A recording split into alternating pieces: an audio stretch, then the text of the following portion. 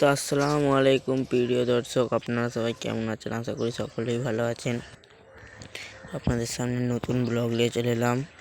তো আপনারা ইউটিউব দিয়ে দেখলে সাবস্ক্রাইব করে দিবেন, ইনস্টাগ্রাম দিয়ে দেখলে ফলো লাইক করে দিবেন।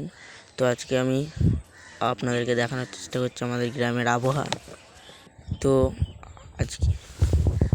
আজকে আমি তারপরে দেখলাম টিএমসি পতাকা, তারপরে দেখলাম নিজেকে দেখে তারপরে আমি বাঁধের দিকে চলে যাচ্ছিলাম, ঘরের দিকে।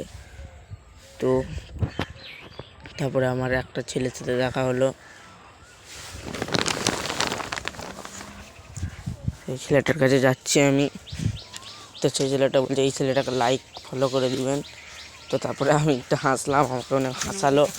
আমি হেসে বললাম আপনারা লাইক করে দিবেন। তো তারপরে